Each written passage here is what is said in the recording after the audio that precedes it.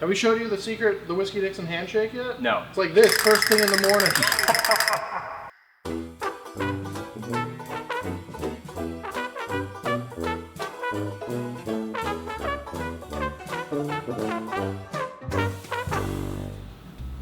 What's going on, guys? Welcome back to Whiskey Dixon. I'm Sugarbear.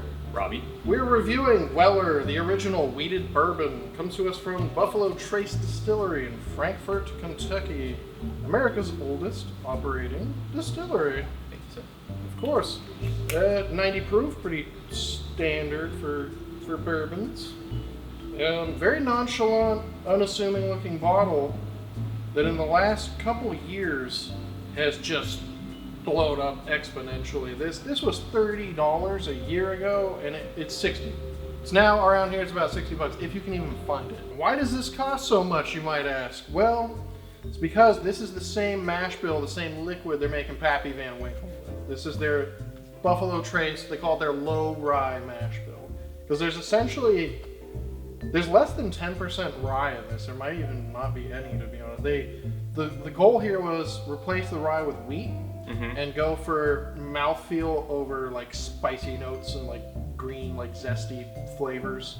They're looking for a totally different. They're looking for just oak and smoothness and a nice, not creamy mouthfeel, but it's definitely got a totally different mouthfeel than most bourbons. And yeah, that can be attributed to the wheat. So you should expect it to linger a little bit longer? Yeah, what you're talking about? Kinda, but it's not, because that also has to do with the age of the whiskey, like how long a finish will go is typically because of how many years old it is. Okay. You get a fairly long finish with it. This is kind of the baby of this range, because there's like a Weller 12 year, there's a single barrel, and those are hundreds of dollars. Like a Weller single barrel, it's like $700.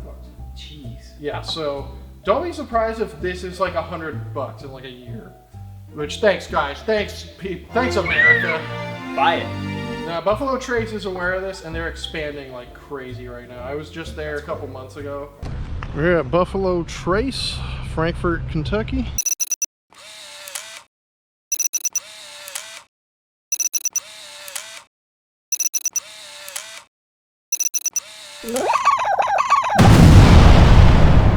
They're in the middle of like doubling the amount of whiskey they're gonna be able to put out because they haven't been able to get enough out there, and it's just it's a mess. It's a mess right now. They're getting so much press. They really are. Buffalo Trace is just blown up. Like they really have. There's a show on Netflix about, well, not an entire show about it, but they did an episode about the whole Pappygate scandal thing.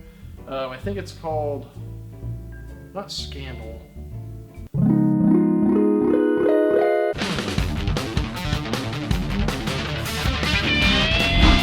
On the nose, not a ton going on. I do get that banana. Yeah, banana's really prevalent to me. It's because it's kind of sharp on the nose. It is, but it's not spicy. No, not spicy. It lacks the typical cinnamon punch baking spice that you get with your standard bourbon. And it's not, well, it's a little bit of real banana, but it's also like overripe or banana candy. Yeah, like it's artificial banana. But I still get a little bit of the like overripe banana, yeah, like real, kind of creamy. Like a nice brown banana. A little bit of like caramel on the finish. Yeah, this caramel is like a big part of the palate on this. I'd say that's like mostly what it is. I don't think I've picked it up before when I've tried it, but it's there's almost a little bit of apple right up front. I can get that. Like a red apple, not red, like a green yeah, apple. not like tart green. Like a sweet apple. Juicy red. Juicy red.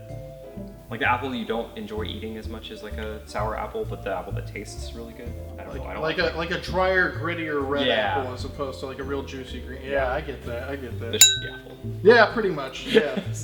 But the flavor is just like all caramel after that. Yeah, it's caramel apples. It's not the most complex whiskey, but it's like velvet smooth. Like I would say for a bourbon, this has absolutely none of like the bitter tannins or the harshness that you can sometimes associate with a bourbon that's like a cheaper bourbon. Because for a while this was like a cheap thing from them. You know, $30 is not a lot for like a Buffalo Trace whiskey. Yeah. And no, it's not bad at all. No, for $30 I'd buy this all day. At $60 now, I'm like, yeah. Like, damn, why's it gotta be $60? It almost tastes like velvety's like right on the money, but like if I didn't have that word in my vocabulary, I'd think like fatty. It has kind of like oily, but like good fat. Yeah. Like sticks to your tongue right in the middle. That is what's causing that. Great. Actually, it's. And now a public service announcement from Whiskey Dixon. It's the small amounts of fat that protect the inside of like a seed. So like with all grains, they do have a small amount of fat in them that encapsulates like the heart of the seed or whatever. Like the. That's awesome. That's why when you drink an Irish whiskey, it always has that like buttery, oily mouthfeel. It's because they're using unmalted barley, which just has more of the fat. It's good. It's good. It's like for being as a kind of a simple note whiskey, having that lingering effect is nice. It kind of, I don't know, it zhuzhes it up a little bit. But for me, like, there's things I like about this for sure. Like smoothness wise, absolutely. Mouthfeel, totally awesome. The complexity isn't there for me. Yeah, I get that. Like, I don't know. There's other ones that just really have like obvious flavor notes that are just right in your face. This isn't like that. This is a much more like subtle sort of package here. Yeah, it's like caramel sauce with a little bit of burnt sugar at the end. Yeah, perfect. And that's perfect. about it. Very apt. And then it kind of goes away. It's not really a super long finish either. Because it's not very old as far as There's I a know. presence. There's like you can feel that you just drank whiskey and it sticks around a little bit, but it's not like a strong flavor that remains. It's more of just that, like the mouthfeel. It's just the mouthfeel. This was made as like an easy everyday sipper. Like this was originally for like people in the know, like because it doesn't look that exciting. You look at this, you probably looked over it 100 times and grabbed something else. But the people who knew about this have always been drinking. There are many old men out there who've just always drank Weller, and they are pissed now because we're all discovering it and just driving the prices up like crazy. All the bourbon hipsters are ruining it for the good old boys. For the old men who've just always drank bourbon, they're like, yeah, no, this is good. Why, if something's good, hipsters will find it. It's just the way the world works now. Is that us? Kind of. I like to think no, but I know. Maybe.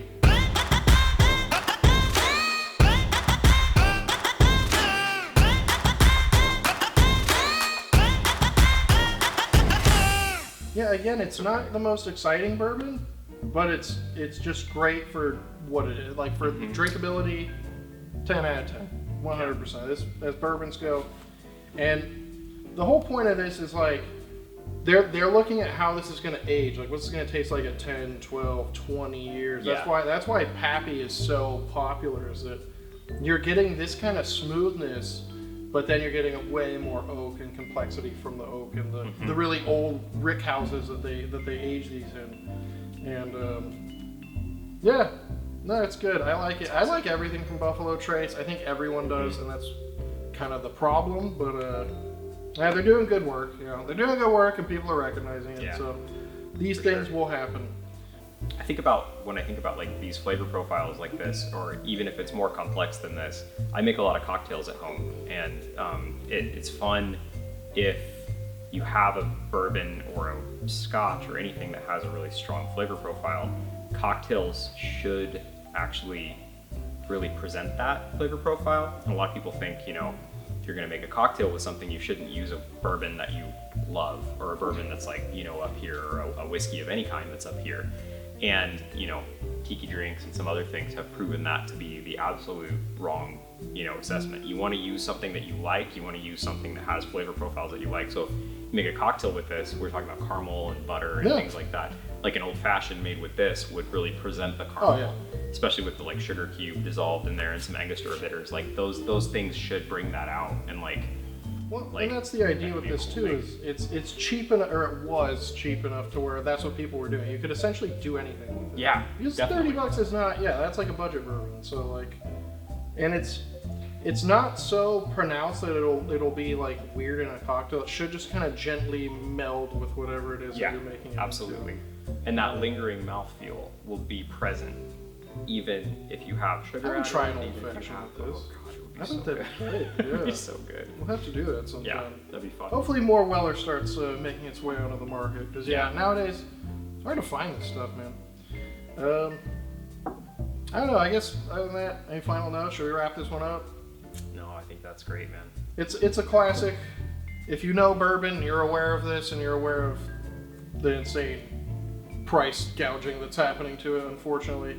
But that's true with all Buffalo Trace products. So, what are you gonna do? Good job, Buffalo Trace. Yeah, happy for the company. You done good work. Yeah. Well, if you like this, please follow us on Instagram, subscribe to the channel, smash that like button, give us a thumbs up, leave a fun comment. We'll definitely be reviewing other Buffalo Trace stuff in the future because it's super popular right now. I'm a huge fan. And I'm Sugarbear. I'm Robbie. And we are Whiskey Dixon. And until next time, cheers, keep on drinking.